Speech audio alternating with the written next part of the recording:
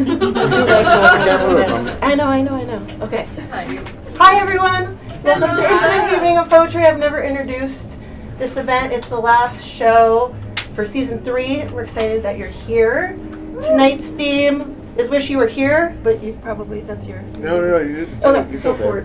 I'm going to fuck it up anyways.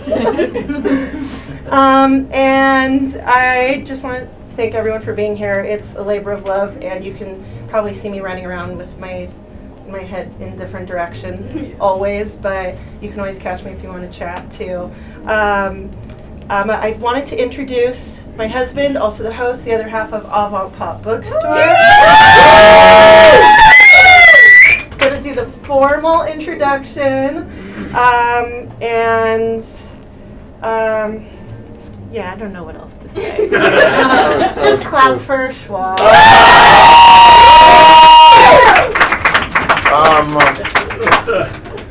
To be honest, I am just the mouth of this company. Sugar runs everything behind the scenes. She's the publisher, she's the agent, she's the sexy goddess that makes it all happen. I would not be anywhere. In fact, she got me my first writing gig. She's the most amazing person in the world. So I'm super stoked to work with her. Also, fuck her. Sorry. I also want to shout out to a few people that have been supporting us. Mainly one person that's been supporting us and this building right here. Jessica Orrick owns this building. Office of Collecting, doesn't own it. She rents it. I see. That's my wife comes in. I know. I'm spinning my tails right now. She allows us to do this poetry event in her room, and this is the reading room. And so when we first met Jessica, she had this on next to her room, and we thought this would be a cool place to do a little intimate poetry thing. And she said yes. And now we've been doing it for, I think this is the end of the 3rd season, and we've been killing it here. And thank you, Jessica, because she's one of the most she's amazing. She's also totally neurotic. That's what they call OCD. That is Jessica. She is, oh my goodness. But there's also somebody I'd like to mention as well. And that is Randall in the back of the room. Randall's been supporting all the arts in Las Vegas. He's been supporting, I'm going to fucking cry when I think of Randall. He has been doing, Randall, stand the fuck up. Come on, Randall. He's been supporting not only us, but Office of Collecting and every other artist in this town. Randall's amazing. He not only buys our stuff, but he posts about it and he recommends people. He does so much more than anybody in this town to support the artwork. Randall, we love you, Randall. Thank you, because we wouldn't have the fame that we have, and we don't have much fame, but damn, man, you've helped get us there. So thank you, Randall. You guys make it easy, though. We couldn't do it. Man. If we had a dozen Randalls in this town, we would actually be able to pay rent. I'm glad everybody's here. Welcome to an intimate evening of poetry at the Office of Collecting and Design. This is the last one of the season. I believe it's the 3rd one. Excuse me. I smoked a lot of weed with clowns today. I'm working on a new show, by the way, that'll be at Synwave. And it's going to be a freak show. So I met with clowns today.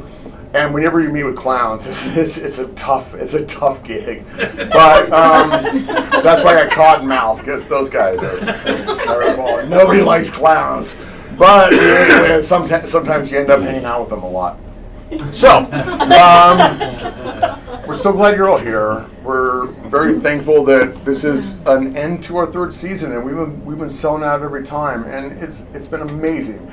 Our goal at Avantpop Bookstore and Avantpop Publishing is to give a platform for artists and writers that are up and coming, because there are lots of places where artists, when they get to a certain level, can blow up.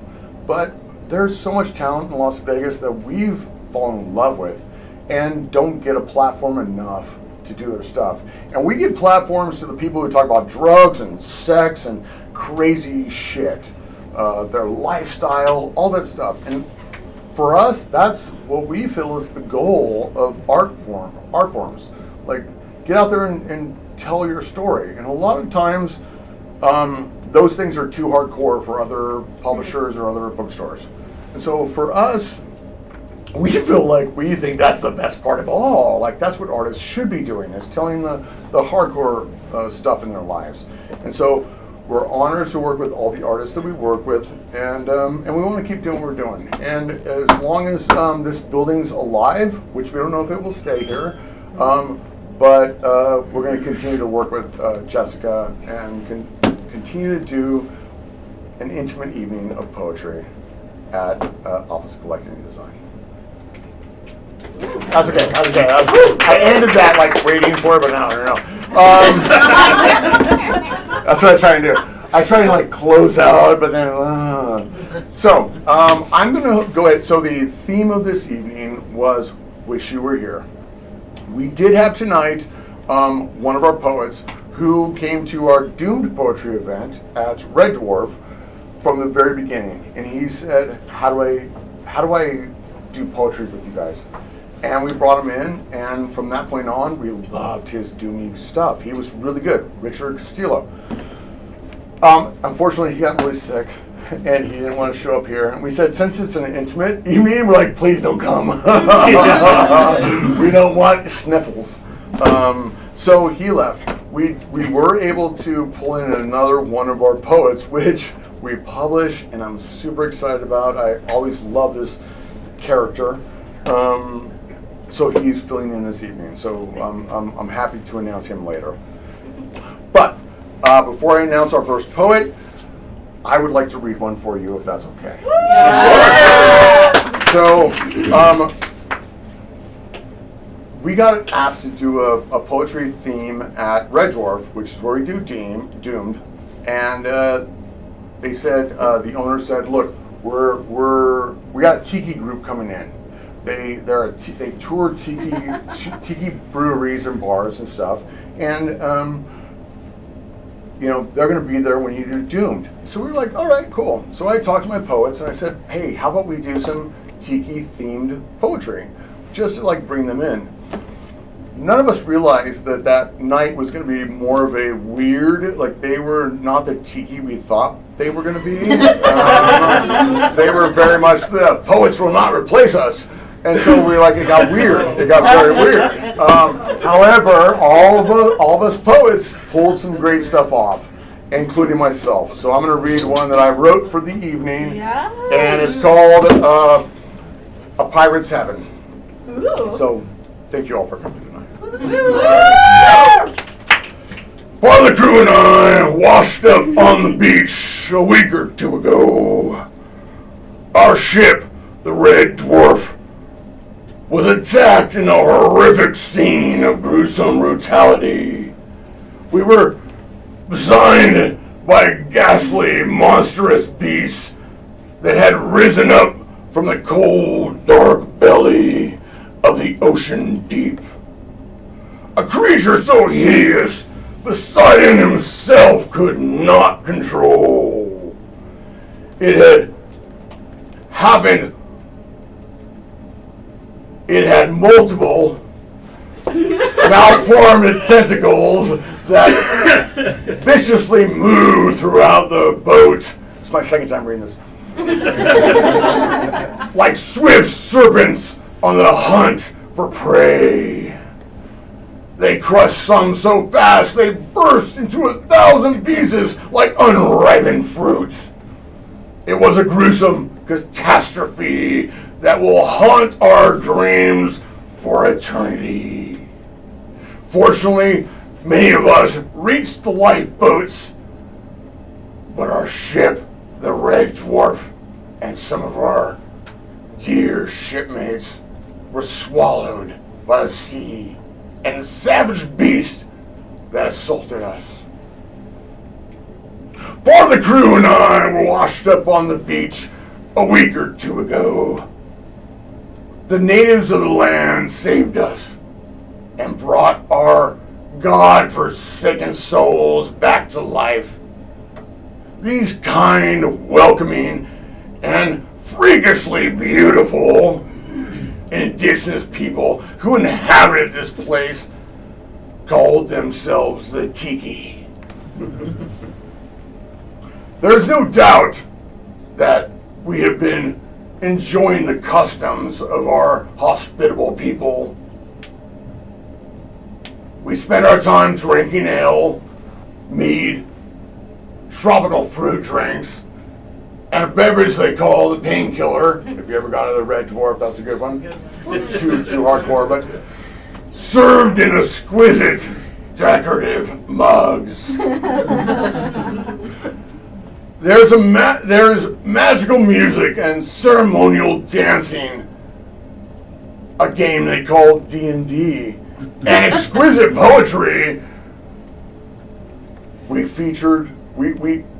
feast on delicious foods with exotic flavors that make your tongue sing and your belly laugh.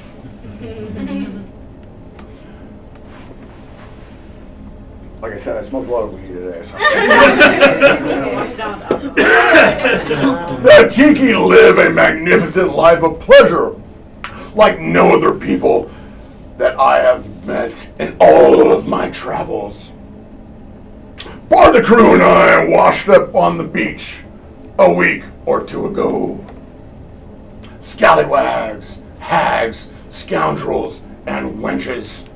The lot of us all damned for certain.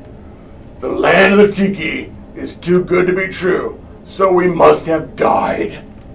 And this is all just a demonic illusion.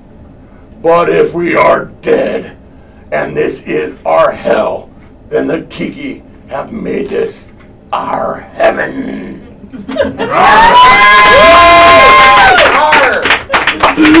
Oh, thank you. Well, are you ready for some real poetry? Because, please, help me welcome to the stage Charlene Stegman Moskal.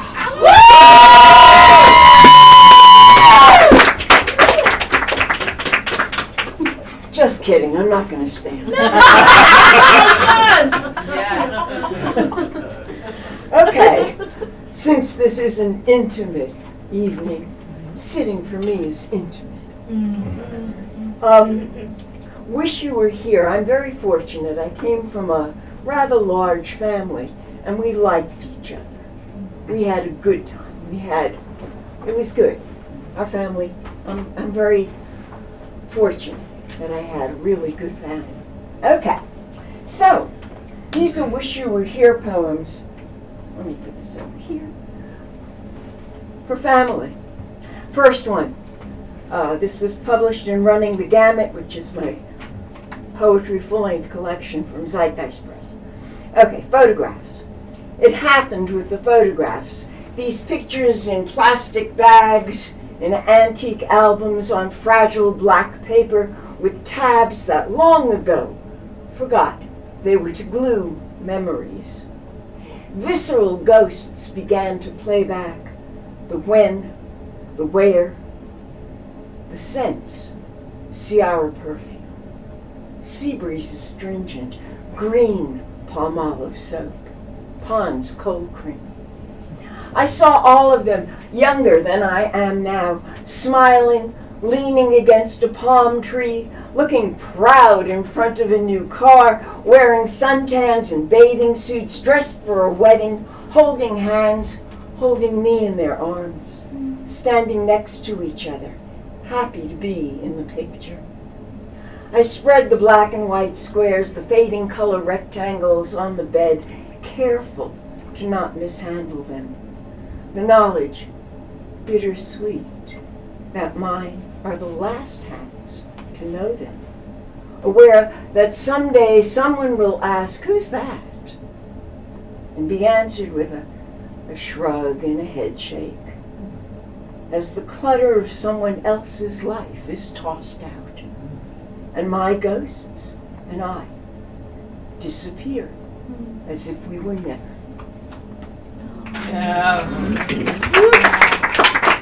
This is for a grandfather, whom I'm named after, It is called Taylor. This was in Poetic magazine. Taylor. My grandfather was a tailor. Perhaps he sewed or cut or altered. I never knew him. I want him to have made something whole, to cover vulnerable parts. I too am a tailor. Stitch chosen words together from the fabric of my life. Swatches of memory, the orange-black heat of desert rocks, so hot they are pale like forbidden ash. The green-brown spice scent of forest floors, paths through trees made of centuries that hide things that crawl and burrow. Swaths of sky on galaxy blue nights when the full moon obscures the stars, or Stygian ones when the only light is a wish. I want to believe I have his skills to put something sharp into something pliable, create garments of words to try on or take off, make a costume for love and another one for loss.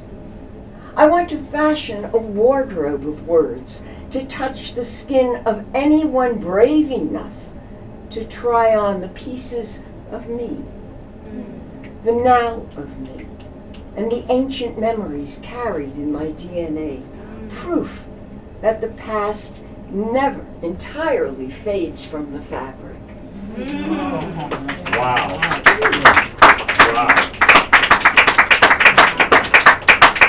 And this is for my grandmother, Becky.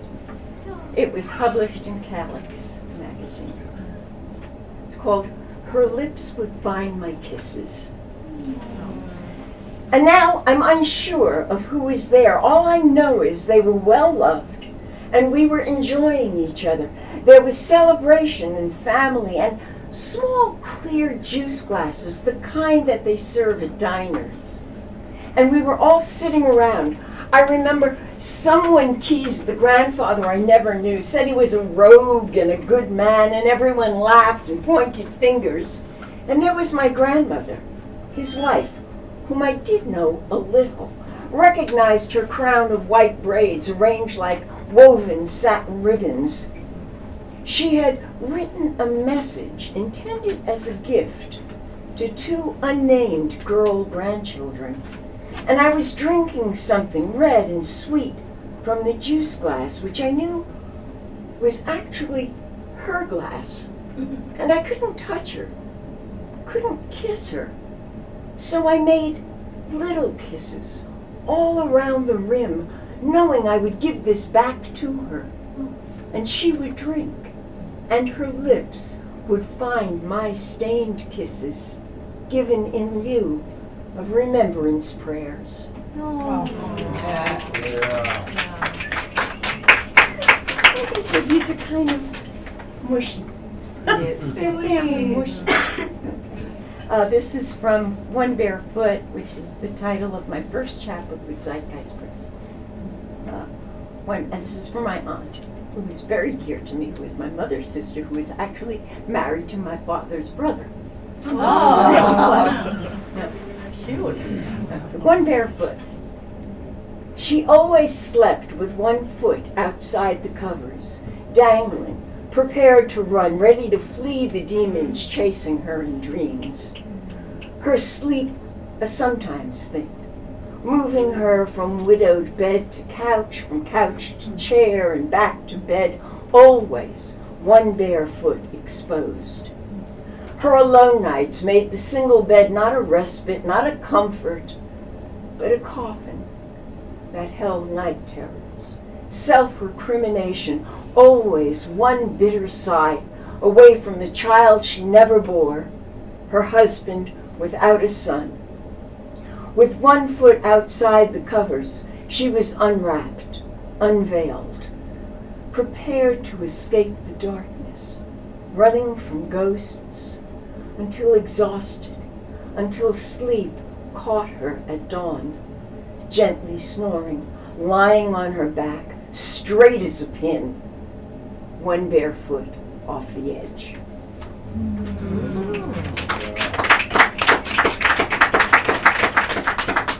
This This next one is from Running the Gamut, and this is for her husband, my uncle. It's called Uncle. Okay.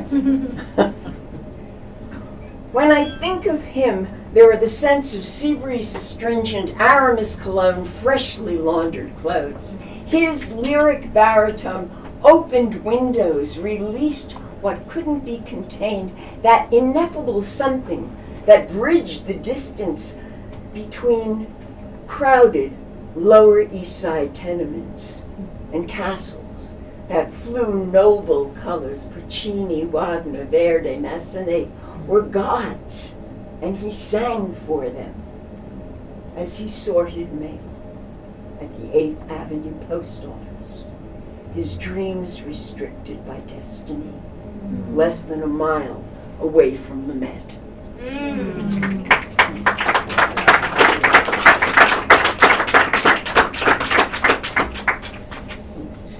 This one's for my dad. I hope I don't cry. But if I cry, hey, you know, I'm a poet. Please cry. If it feels good. This was from Cordella Press. It's called Blades, and it's a prose poem. We sit on cold metal benches. I envy his sleek black shoes, pointy blades, sharp as words that run through hallways, skate from room to room. Mine, white, high tops for a princess, blade-toothed, jagged at the tip to stop forward motion on a dime. We sit together. He laces them. His hook pulls the silver grommets tight, each tug a pinch towards the rink. I am expected, powerful with the certainty I can keep up this time. 2 long strides. He takes my mittened hand, begins the circle round the rink dance. My father is flying. I am an appendage. My legs pump to keep belief alive that I can keep up this time. I am being dragged along, slide in his wake. I shake free, his hand loosed from mine. I twirl forward, spin out of control, dig my jagged toe into the ice. I stop, legs, arms sprawled, a starfish abandoned on a glacier. He skates past me, body bent forward, eyes focused, arms in rhythm, a counterpoint to his legs.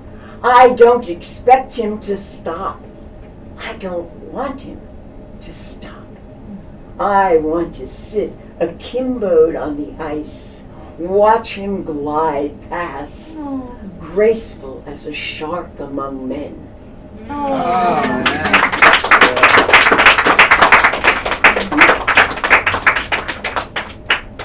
From my mom, from One Barefoot, also sang nice. An ordinary woman. She told me she was born with a veil, a thin membrane slicked from birth covering her face. She said the midwife pulled it down, a mercy. Had it been pulled up, the future would flutter before her eyes, darkened butterfly wings making a mockery of discovery. She told me better to have never revealed mysteries, never revealed gifts, never revealed destinies. She was thus an ordinary woman, startling, a realist, no diviner here. The call pulled down, detached from prophecy, drawing into her fiber wisdom gleaned from generations of mothers. And the last one, and I hope I haven't gone over too much. You always go over. What are you talking about? We love it. Please don't stop. Okay, just the last one for my husband. Oh. And this is from Exposition Review. It's called Wall. All the neurotic pieces that hung marionette-like on nerve strings, on loose raw tendons, came together when there was you and formed me solid, a concrete cinder block wall. Some say you know it's right when the wall comes down. I knew it was right when the wall went up. Fierce, protective. Love with hearts and flowers superimposed over the past. I was insulated by structure and hope I was written on by your graffiti with murals of heroes, savages, and saviors, all of them wearing your face and mine. In the background, Tina is singing, "What's love got to do with it, got to do with it?" And I answer, everything.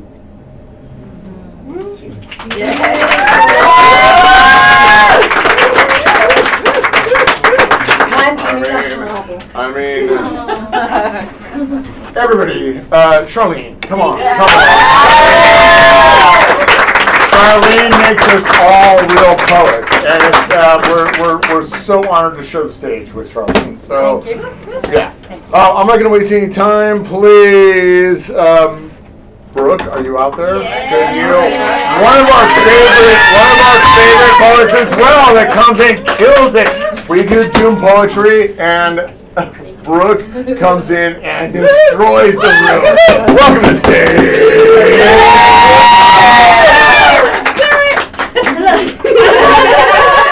I love my fans. All right, let's start. Okay. I am notorious. BROOKE. Last name Arita-Zamora. Yeah, pronounce it how it's supposed to be. Can take the girl out the east side, but never the east side out the girl. And who they kidding?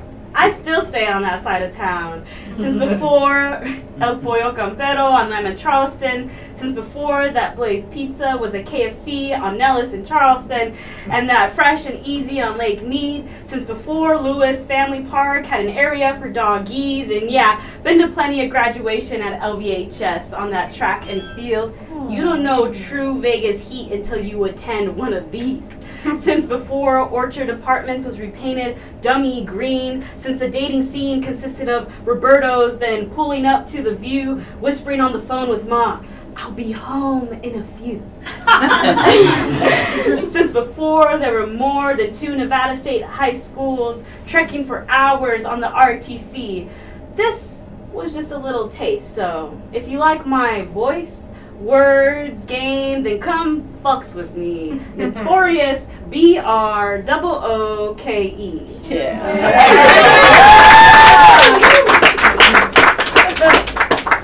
Alright, and then up next, when I pull it up, it's right here. Okay. In our bed. Ink blood sky, drowning under sheets of Egyptian cotton. Darkest hours are most shameful, those I never come to not enjoy. I acquired a taste for skin, hers. Oh, how I dreamt of it. Temptation, quenching, squelching between digits. Flowers kiss from ear to ear. Beads of romance roll forward, showering peaches as they cry. So familiar, yet not quite. Tastes divine. Could you believe it? Aphrodite blushes. Oh. You're all of me and none of me.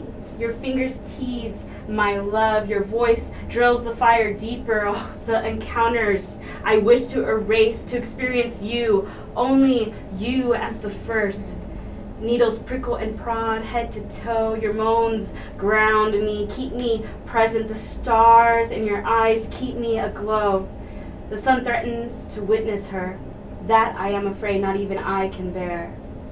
Plush wool lulls the pair to slumber. How could I love anyone but her?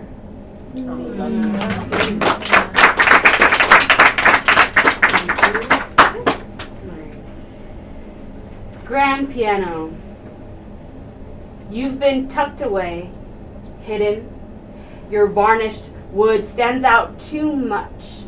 Your keys too pristine. Your bench way too inviting. And the notes, the emotions you evoke, can't you see why you had to be out of sight, out of mind? Your elements are threatening.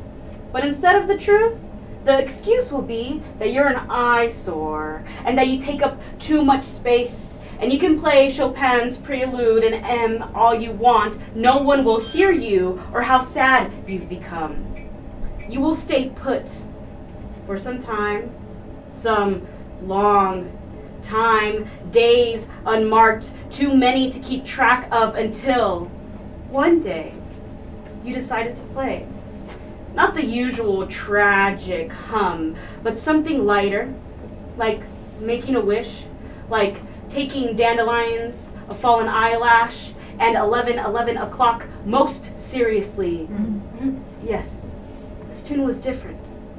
It was almost happy, or at least something similar to being in search of it. WC Arabesque number 1. There it was. It was hope. You played with hope in the belief that you will feel the shine from the sun again. Through windows that welcomed your glow, you wondered if they missed you. And you continued to play with hope. You continued to find love within it, to feel love in you. And then the door opened. She smiled as a tear ran down her cheek. So different than the person that sent you away. She looked into you. She took you into her arms and you were on full display. Finally, you were free to play. Feel the sunshine through windows that missed you. And whenever she looks at you with all of that love, you play Lis Levestrom number 3. Welcome home, grand piano. Oh, nice.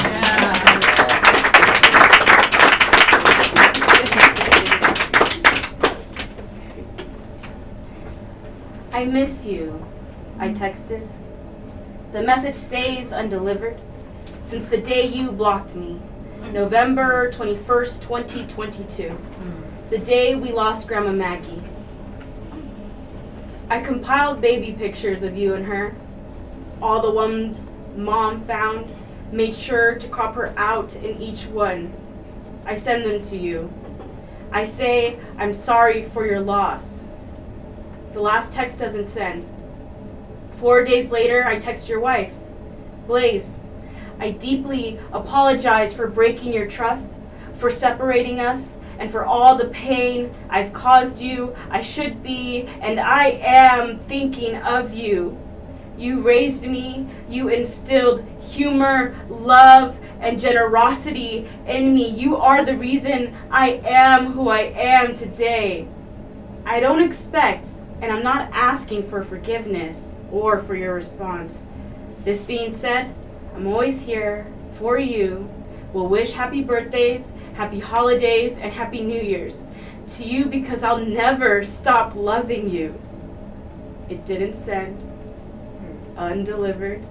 Another year blocked. And I miss you so much. I forget about you a lot. When I'm asked how many siblings I have, I stumble when I say 3, because then thoughts force their way through and I see you.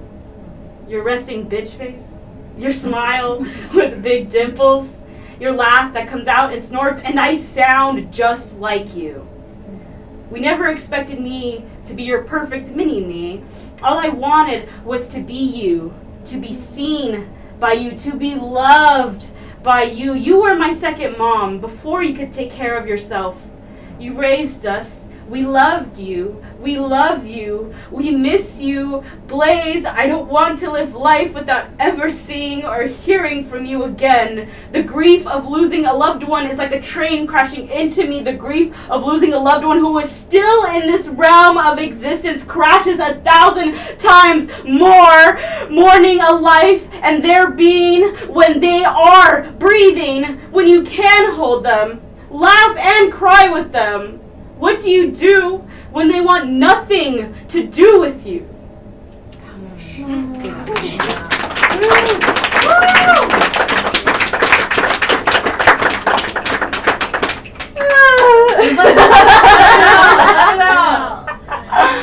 Thank y'all, thank y'all. Alright, we're gonna switch up the mood. Oh my god. I just had the greatest idea. What if we threw a party? What if there was no pressure to be perfect and we invited everyone? What if we decorated the place with rainbow streamers, balloons, and popped plastic confetti, blow into those kazoo things that aren't kazoos? What if we wore our favorite colors? What if we all wore party hats, feather boas, and colorful sunglasses that we can barely see out of? What if we danced as one big group in unison for about 10 seconds before it falls apart and out of rhythm? What if we laughed so hard afterwards we scream, "I'm going to piss my pants"? What if we jumped around, start moshing, play card games, board games, start the never finish coloring pages? What if we took turns debating on what flavor Avantpop is the best? Spoiler alert, it's green. What if we got high or drunk, or high and drunk, or stone cold sober, and expressed how much we mean to each other? Oh. That our presence is the gift. Yeah. What if we got a bubble machine? Yeah. Or a fog machine? Yeah. A piñata? Yeah. What if it's at our friend's house with a pool? What if our friend who loves to draw makes the invitations? What if our friend that works at that ice cream place brings ice cream cake? What if our friend at the record store provides the records? What if we got our friend who DJs to DJ, and our friend who does poetry perform with us, and our friend that sings sing with us, and our friend who dresses to the nines puts on a fashion show that was organized in 15 minutes, and our friend who knows a lot of friends brings them all, Yeah. and our friend with tons of trinkets shows them to us. Yeah. And our friend that loves to take pictures of these moments gets to capture them. They'll title the album Best Party Ever, with an underlined under ever and everything. A party where you wouldn't have FOMO because you're there, you're here. And for the cherry on top of this sweet Sunday, our friend who tells the craziest stories can share all about it the day after, eating breakfast at the 50s diner in PJ casual attire with sleep in our eyes and our ears perked, grasping at each recap, laughing, yawning, and silly smiling over pancakes, omelets, and coffee. What if we celebrated this party and called it life?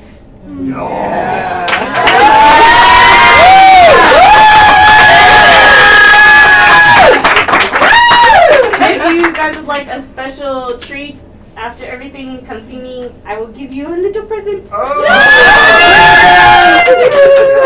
the book off stage! I'm coming.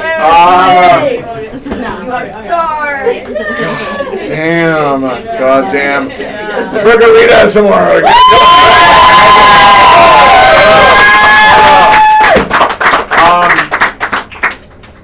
And that's why we do these poetry scenes, because there are amazing, amazing poets in this town that perform and produce stuff that we should all hear. Thank you, Brooke. Thank you, Brooke. All right, but Brooke's not alone in this category, because guess what? We got Emily coming up.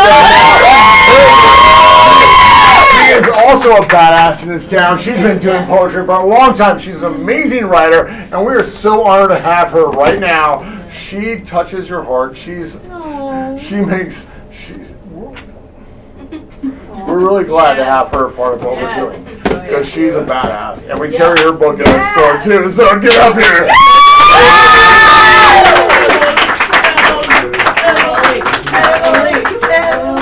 All right. Clap her all the way up. Okay. Yeah. I like the silence. All right. Hey. Wow, that was amazing. How sweet. I'm going to bring the vibe down a lot. So, fair warning. Really good vibes from Brooke, but they're going to change. So that's about all I got in terms of a trigger warning. So I'll just say, I interpreted this theme through a grief lens. I guess I'll say that too. So expect some grief, different kinds of grief. I'm going to begin by reading from my Zeitgeist Press chapbook, My Mother as a Serrano Pepper, which came out last year, once again with Zeitgeist.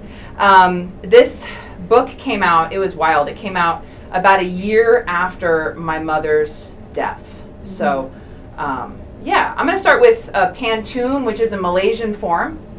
And this piece is called Last Rites.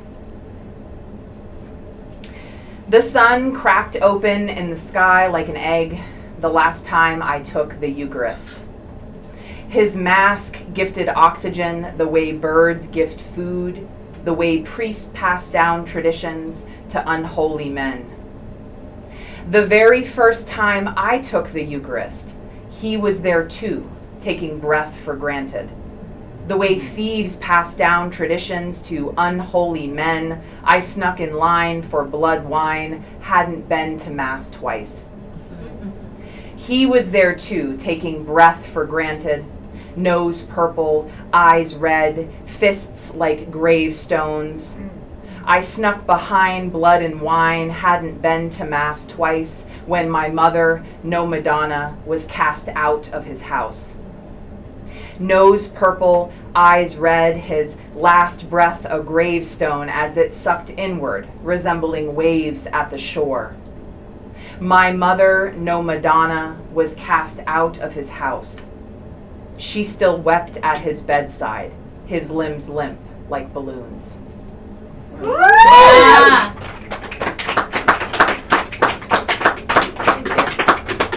This next one is Let's Be Like the Internet.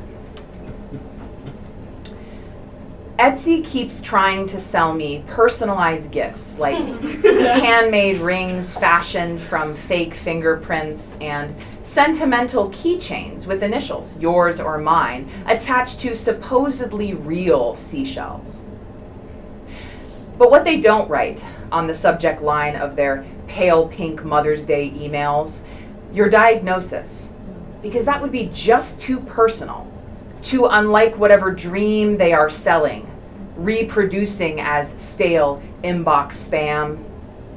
Meanwhile, you sleep in that place with low light, wearing someone else's clothes and fighting voices in your head, not yours or mine. I still wait to learn what label you get, if it's true this time around. You feel fear drowning in a familiar ocean. Don't cry. Please don't be afraid, for ultra-personalized necklace waits in my shopping cart for the moment that you return. We'll unbox the charms that hang from a dainty gold chain, string it across your neck, and marvel at the lie.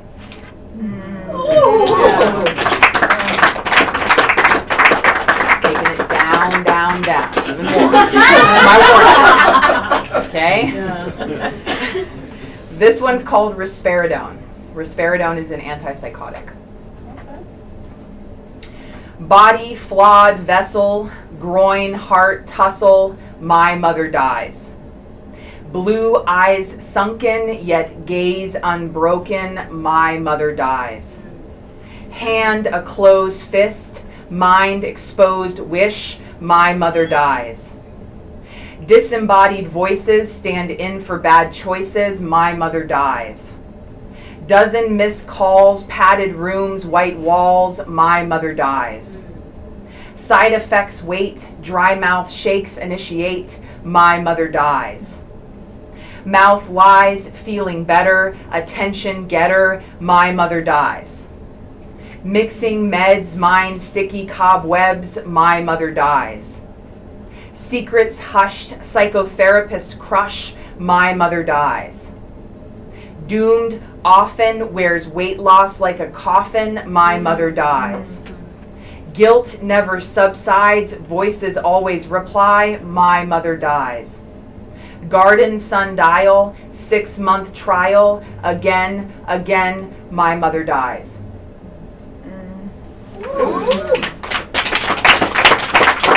Always a bit strange when people clap after that one, but I'm here for it. All right. This is the last one from the book, and then I'm going to change the vibe. Still dark, but I'm going to change it.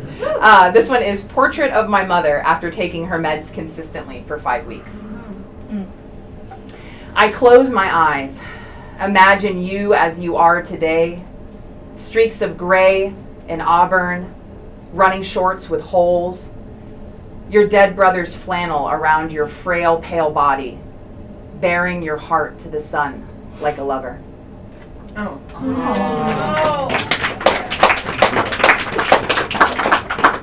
All right, so this is a divorce poem. Yeah. I got divorced during the pandemic. Hell yeah. 0 out of 10, don't recommend. It was tough, but I made it, right? And this, I'm reminded of the poet Rudy Francisco, who says, "I write my best when I'm falling in love or falling apart." And this is about both of those things. Nice. Yeah. This is Cuscura denticulata. In springtime, rust-colored spider webs are woven across the Mojave like fishnet stockings draped on an open dresser. This desert daughter engulfs creosote bushes and sagebrush scrubs, an outstretched hand in the dark after a nightmare. It's a slender vine that attaches to its host through a root projection called astorium, leaving wart-like lacerations as kisses. Having lost its root to the earth, it pulls nutrients from the host plant, coils around stems or branches like legs entwined, spreading. It was a sickness, you and I. I spent moments among what they call strangleweed this spring and came to know this for certain. Before the new year and the virus that set ablaze the resolve of the new year, I knew this, but hosted you because I had sun, soil, water, and air to share. I did this for a decade. Now, as the rocky land cracks, marking familiar thirst of summer, as humanity's lungs expand and contract for another season of caskets, I can't breathe. I stand in hot wind that makes me miss us. Even in this grief, I know what it means to be dipped in uncanny orange gold, embraced by a beautiful pest, wearing white bell-shaped flowers as love tokens to disguise appendages with fists. The last time I hiked in shrubland infested with strangleweed, a dust devil swirled where redstone mountains meet sky. We saw a family of wild horses. My new lover stopped to observe C. denticulata's texture and growth, how it bled life from its host, with a curiosity in his eyes I've only seen when he stands over my body, penning me in his shadow. He pointed to purple wildflowers sprouting from strangleweed blanketing straw and said, "There is resistance alongside suffering."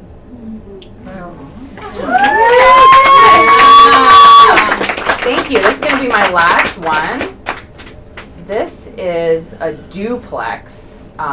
Those of you who are in my class, we just studied duplex. I'm really excited about it. This is my first duplex. This is some new shit. A duplex is kind of like if a sonnet and a pantoum and a guzzle had a baby. Yeah, that's a pantoum, or that's a duplex. So this one is called Breakup Duplex. With every woman I tell, it gets lighter. The weight of shame crushing my heart. The fate of crushing shame I must outsmart, or I'll walk in the valley of my mistakes. I've walked in the valley of my mistakes, and you have led me back to the arroyo. You saw my feet bled at that arroyo, and you asked me to absorb the pain. My only task was to disorb the pain, but I can't separate gravity from mass. We are separate, unlike gravity and mass. I forgive myself for what I didn't know. I forgive you for knowing what I know. With every woman I tell, it gets lighter. Yeah.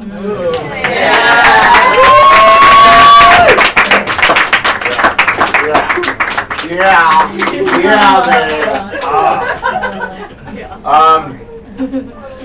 Well, and that's how we're gonna end the first session. I mean, come on, Emily, everybody, come on. She's grown this town. She knows this town. She writes amazingly.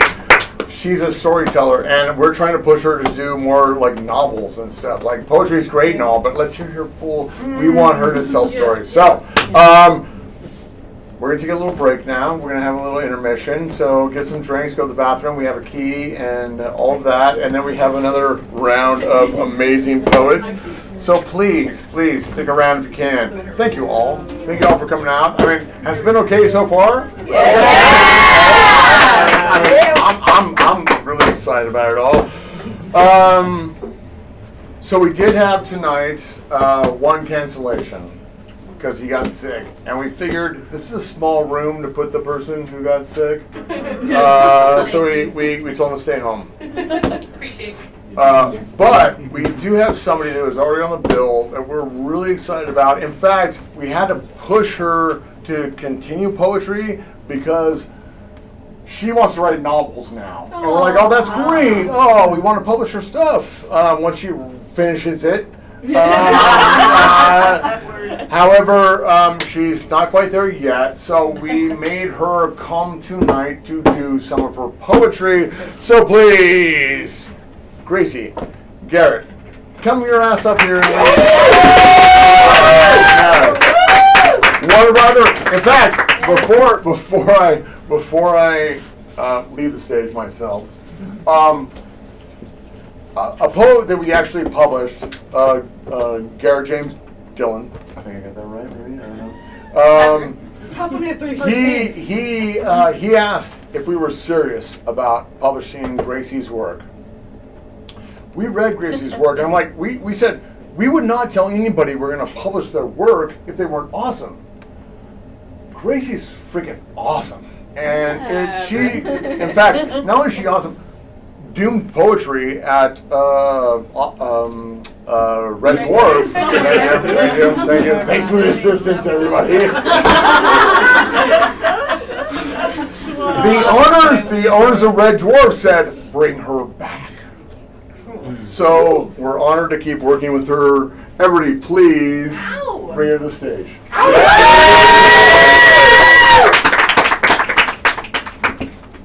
Duly noted. It's Red Dwarf. So we still had a few more years before the mine started again. It's good to be back. Thank you guys. I took Wish You Were Here in a really different direction.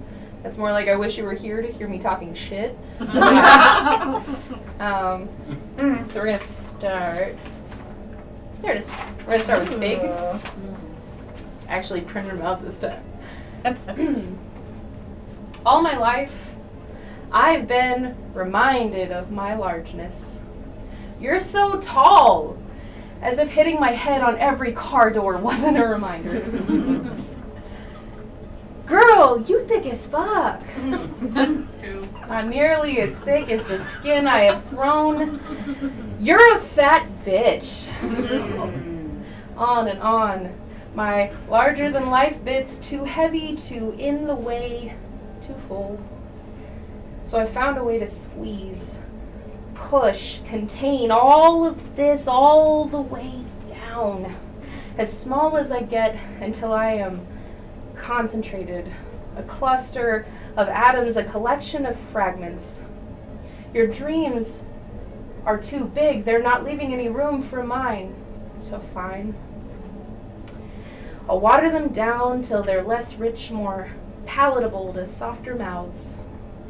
Your voice is too big, too loud to hear myself. Well, I guess I'll learn to turn down the volume.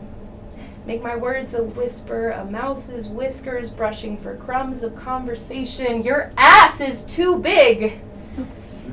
That actually isn't going anywhere. But you know what? Neither am I. And for that matter, I'm going to take my big and take it dancing. Yes. Let it stretch its legs and spread its wings. Sure, it's too much for you to carry, maybe. But baby, I'm as strong as I need to be able to take it with me anywhere we can think of, fly into the air like a balloon or a stray hair soaring over rooftops of boxes we'll never fit into anyways. We will roll down hills and find love in every itch that we get from the grass's kisses, the only blades welcome on our ever-expanding skin. We will go to the moon and find ourselves grateful for the room to breathe, and oh, we will ease into the life in the arms big enough to hold us both.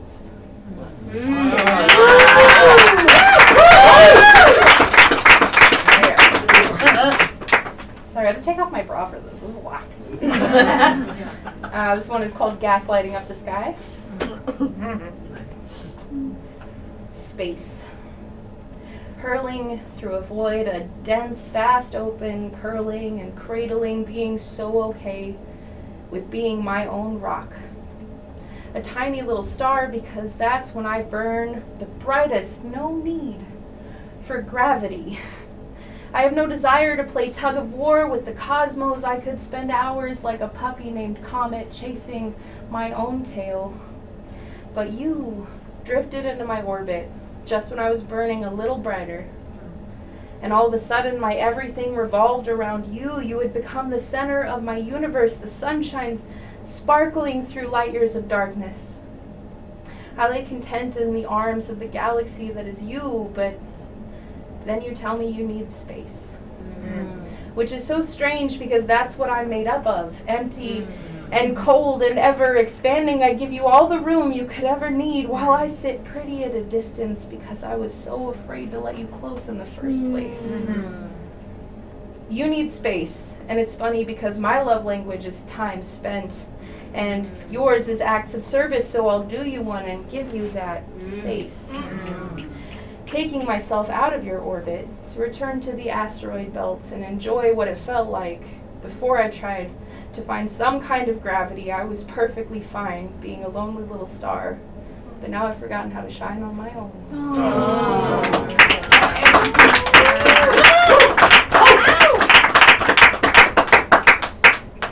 All right, since I have time and there's not going to be a double tap. Where are you? This one is called Raised Garden Beds. Raised like raised. The beds have been made with soiled sheets, crumbs of rubble and bone fragments, blood stains on every square inch of cotton. There is civil unrest, but the ones who should be hearing the alarms are fast asleep, and the cost of dreaming is never too steep when your pockets are bulging with backbones and payouts, bought and paid for with the sweat from a stranger's brow. Now pick up your gun, soldier! Carry your pack and lace your boots, and don't you dare tread on the roots we've laid down for you. They are tied to landmines under the foundation of this great nation built from concrete and colonialism. Our tapestry hung high and weaved from threads of fate. We severed ourselves, ripped from the scalps of any who stood in our ways, but God damn it, today. Today we stand, today we stop this. We have been forced into the filthy beds they made, yet we are the ones who must lie in them. A garden of rotten fruit that's been fertilized with First Nations blood, immigrant sweat, and poor folks' tears for years. We've been fed bullshit on a platter. Knowing it smelled foul, but defending its presentation, smiling as we shovel a handful of shit, silver spoonfuls into our wide open mouths. Well, now we've got shit in our teeth. No, excuse me, the cavity is growing. Who can afford a dentist these days? Anyways, so let us do what must be done. Flay our bleeding gums, find some pliers and rip the rot out of our mouths so we can find our words again. Use our voices as our weapons, our fists as our battle flags, and our anger as the fire that lights the beacons and blazes through the history books. Take a look around you. See your neighbors' faces and remember the place you were standing when we detonated the bombshell that blew generations of genocide out of the equation. There you go. And then this very last one because it wouldn't be a reading if I didn't give you a weird poetry title. Casks of Armadillo, or whatever Poe called it. Thank you. Polishing. Smoothing edges left, jagged like spikes around a fortress, telling myself if someone truly wants to be close, they'll find a way through the minefield of my mindset hair triggers on tripwires to get hung up on. Now repurposed, to air out my dirty laundry. Let the breeze clean the stench of wallowing soiled in self-pity so I can finally fold it like I never do. I made a bed of lies, and lie in it I sure fucking did. Made a nest of me, doing my best for now, curled up and slept through the years when my potential was at its ripest. I simply let the low-hanging fruit wither on the vine. But damn, I think it's time to rip out these jagged roots, throw down some fresh fertilizer, and watch new grapes grow. And fill casks with this new vintage I've been dreaming of. Stock the cellars with fermented and seasoned lessons, tear down the spikes, and lower the drawbridge. Lay out the fresh linen on the long table. To have friends over to my newly refurbished fortress for some good food and sweet wine. To drink the good year of the harvest.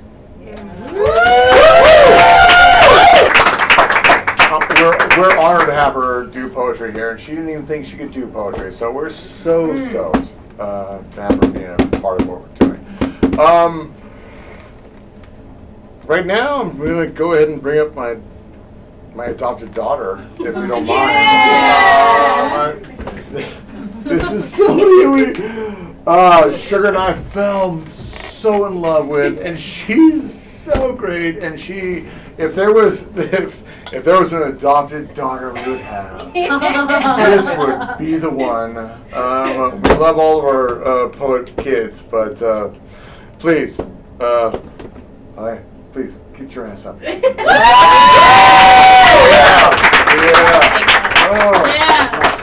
I love you. Bet y'all weren't expecting a black person. I'm kidding. They're looking around like, no, I always start my events thanking Shwa and Sugar. They've been a part of my art family forever. Just being a black artist, the realm is so small. And then when I talk about my life, like gang life and how I grew up in the streets and stuff, I'm speaking to audiences. I'm like, y'all don't know what I'm talking about.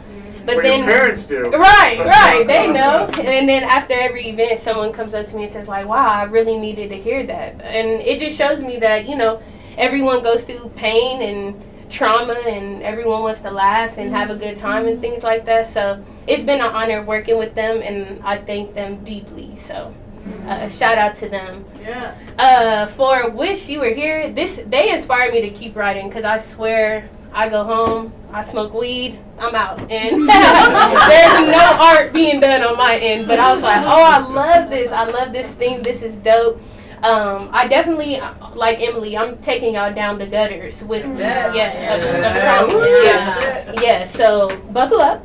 My trauma is now yours. I can't afford my therapist anymore, so yeah, she was great, but yeah, 120-hour bitch, I'll talk to my friends.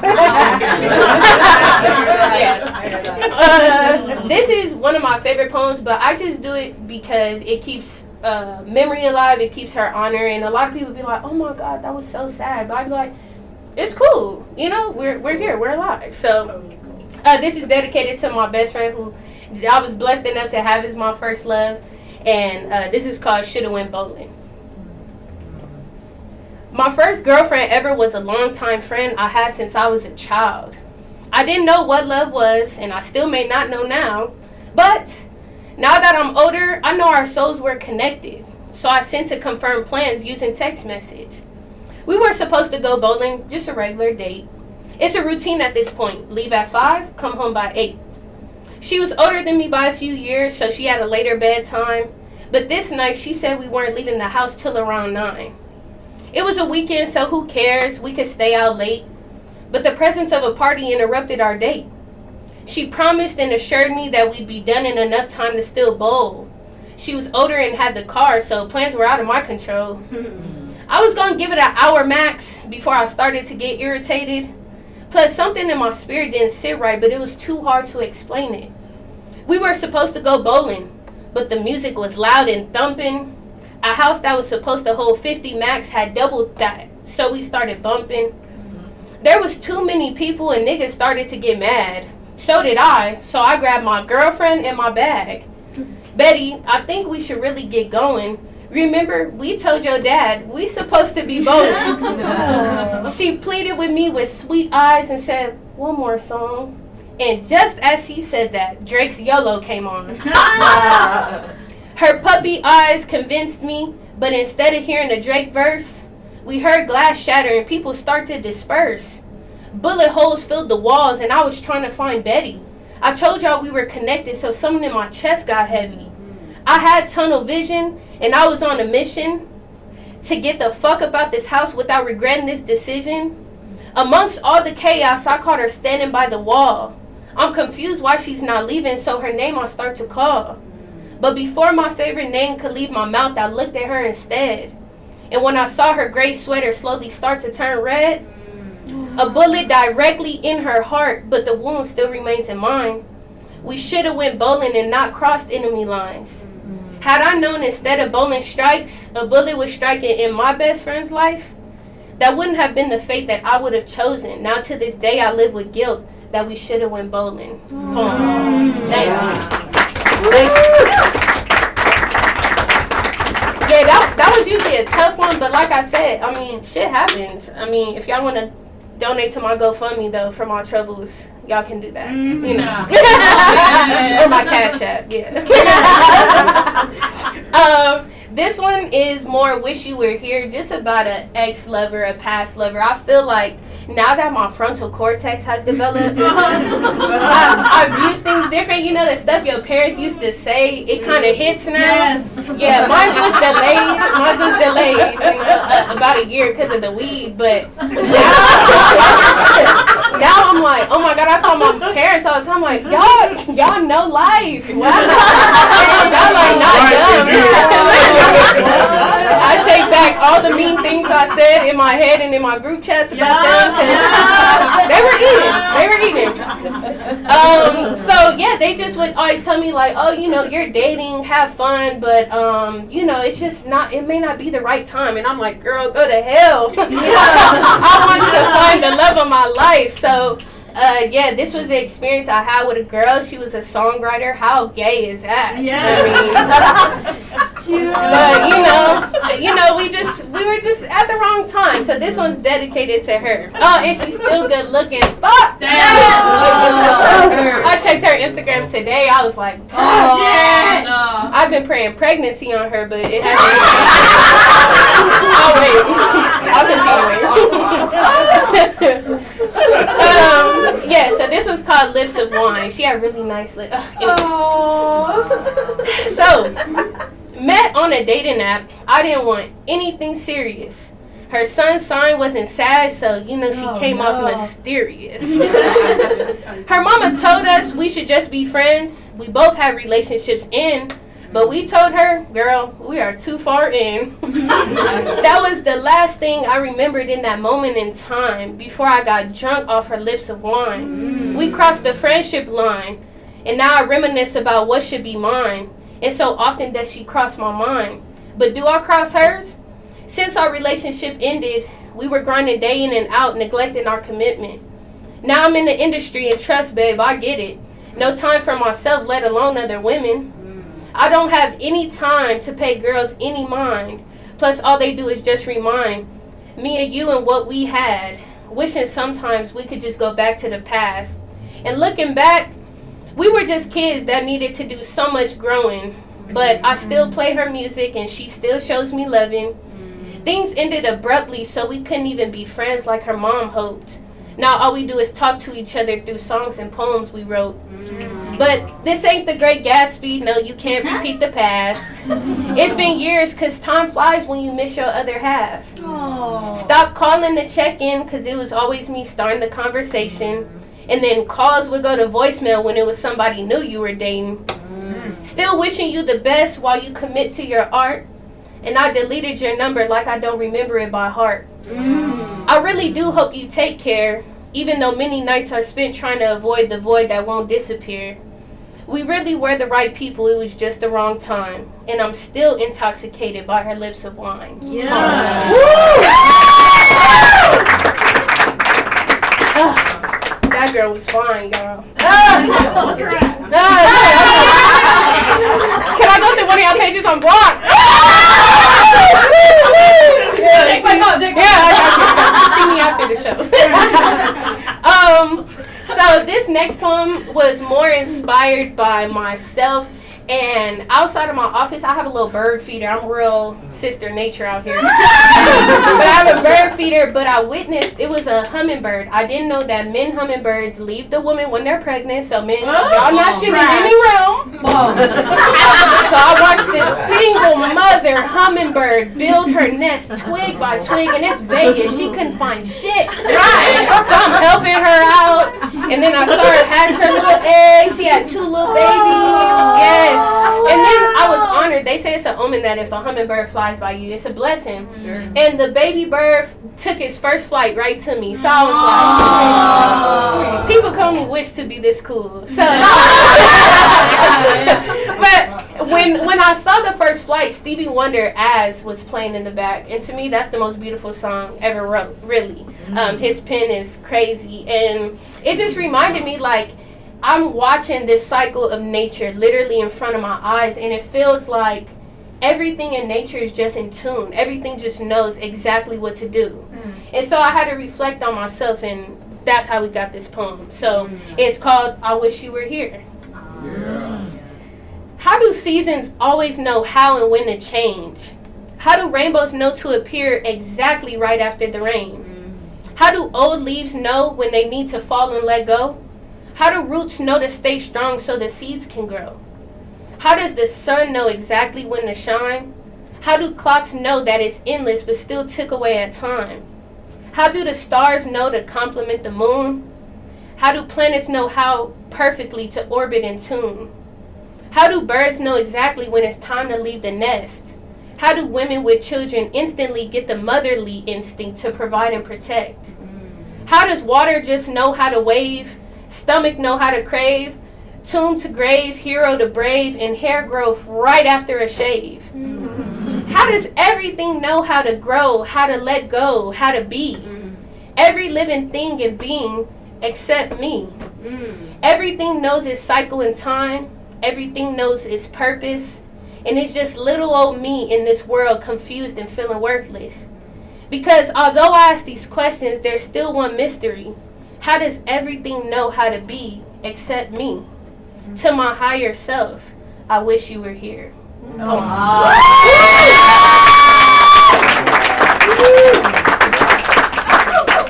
Okay, so this last one, I know y'all want my autograph, so let me hear it. I only sign boobs, though. Keep that in mind. And I don't have a pen, only a tongue. So sorry, Mom. Sorry, Mom.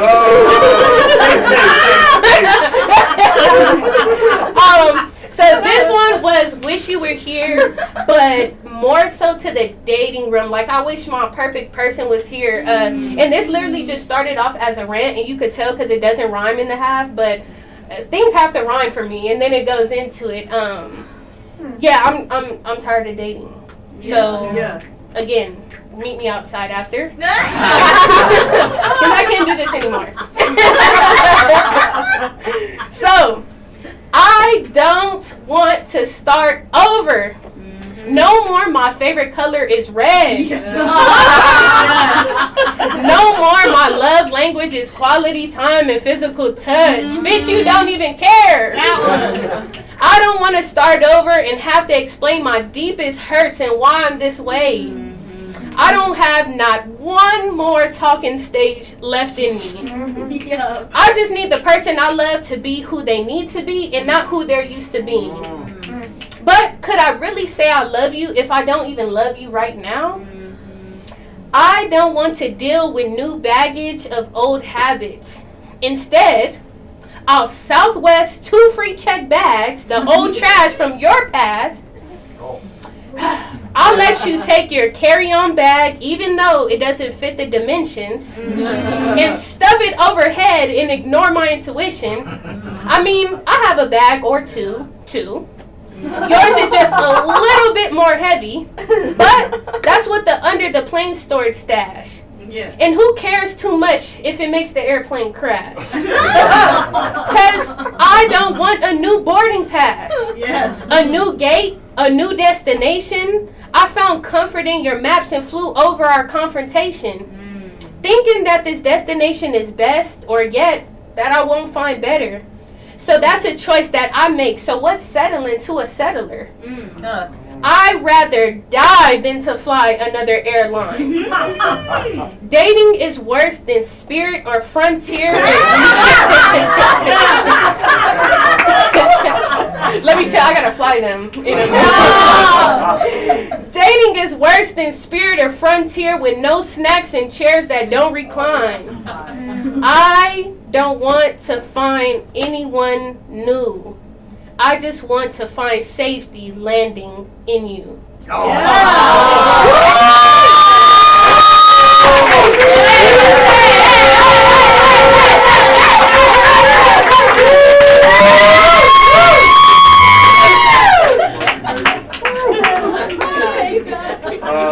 And now you know why Sugar and I adopted her.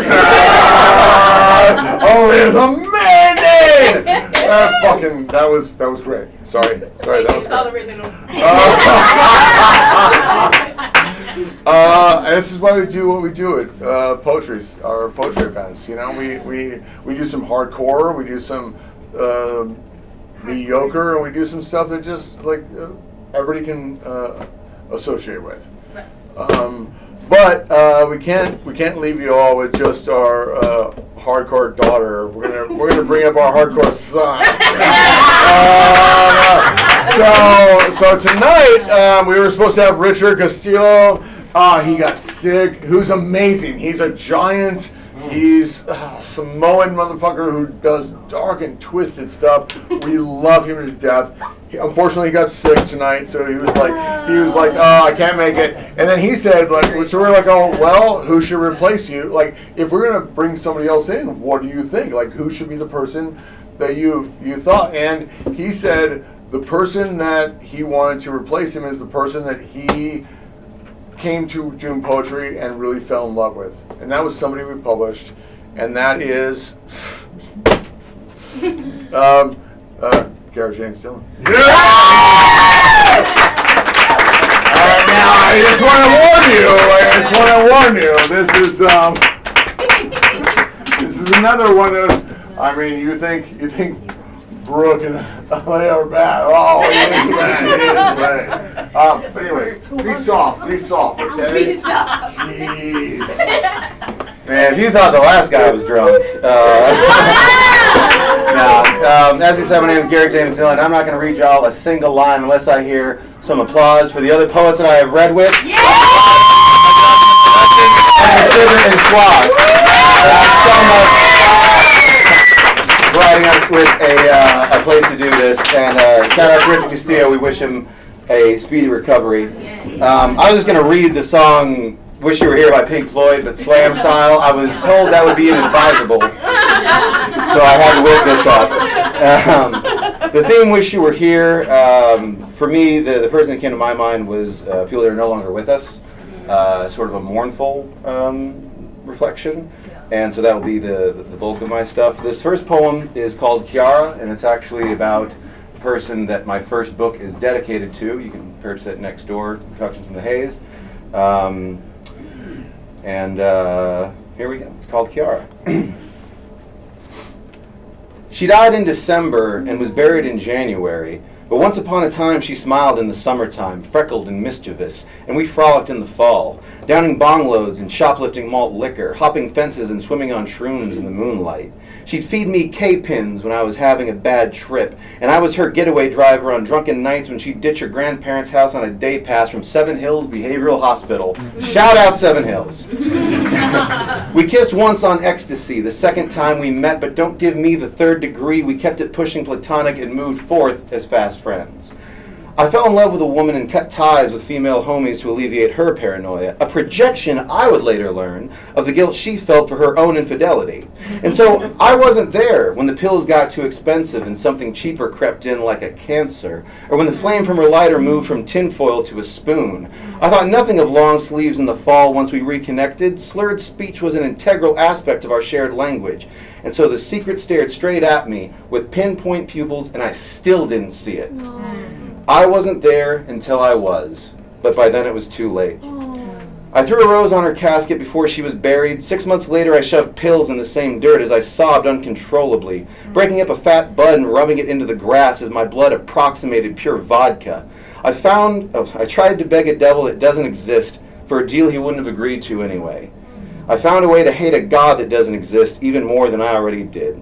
But the raw reality I have to live with is that I lost one of the best friends I've ever had the privilege of knowing, and the undying guilt and regret of having discarded them like debris because I thought there was always tomorrow to make things right. And I had no one to blame but myself when tomorrow came for me, but left her behind for yesterday to eat frozen in finality. She was here until she wasn't. Don't wait for tomorrow. It's always on time. So you better not be late.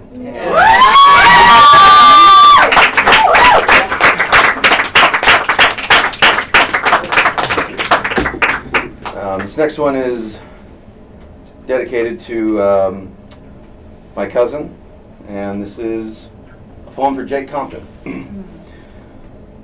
Cousin Jake was always special to me. A recovering junkie, he died smashing into a semi or a light pole. They just said he was drunk when it happened and pulled the breathing tube a short while later.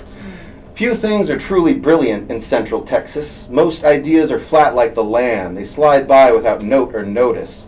But Jake knew better about a bow without a string. And through grainy old YouTube videos, he still preaches in a tongue I can respect, perhaps even revere.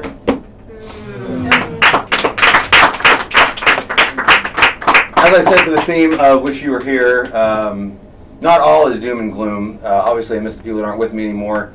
But I also, there's lots of people in my life that are here, but I still miss them when they aren't around. And I'm very lucky to count amongst those an amazing woman who this goes out to. This poem was written after a day where she somehow kept me sober for the entire weekend. Or, sorry, for the entire Saturday day portion. Sober from everything but weed. Wow, this is sounding less and less important. But it comes from... It's California sober. And I'm from Nevada, so...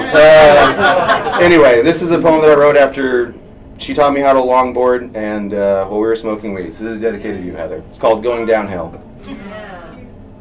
I'm going downhill, and I've never felt better. The wind in my face, sober hearts do race, trying to find my place. I'm going downhill, but my future's looking up. Chemicals do flow, chemicals I know, sweet release, just let go. I'm going downhill, but I'm making progress up. Saturday sober, at least till day is over, staff sergeant turned a frontline soldier. I'm going downhill, but she keeps my spirits up. Satanic priestess, she leaves me speechless, riding hard down the steepness. I'm going downhill, and I've never felt better. And if I eat shit, it won't hurt a bit. Just give me a kiss, then give me a hit.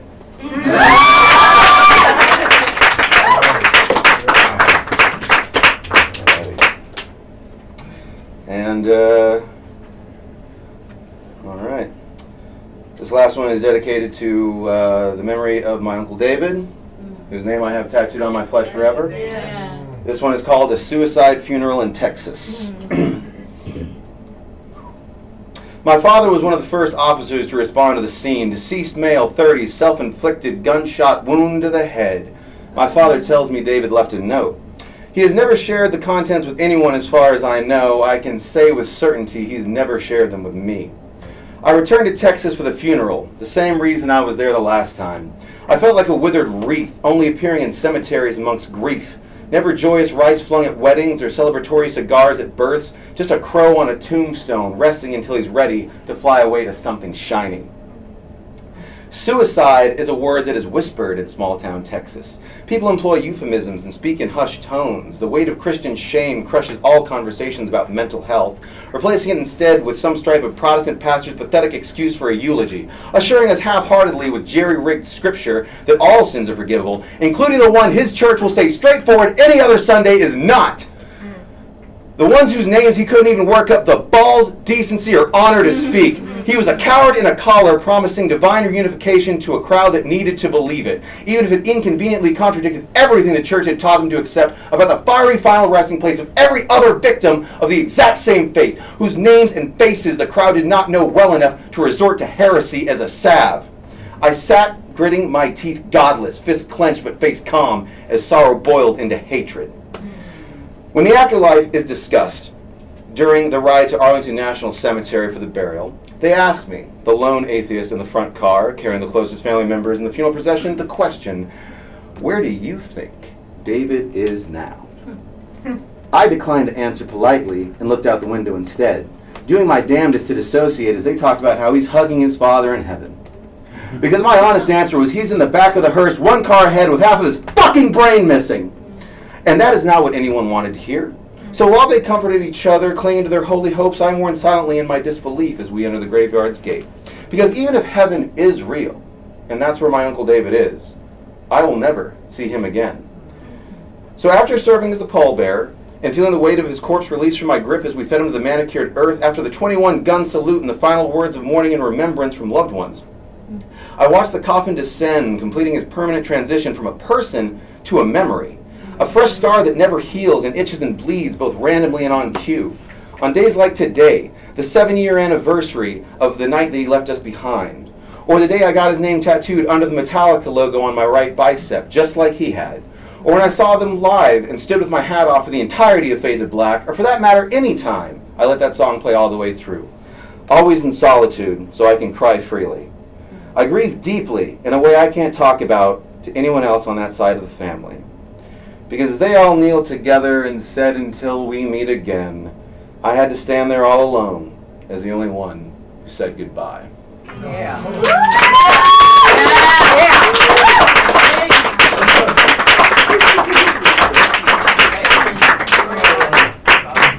And now you know why we publish Garrett James Dillon. He's fucking amazing. This has been an amazing night of fantastic poets and great writers and performers, and this is why we want to keep doing this. We thank you all for coming out. This is it. Thank you all. Thank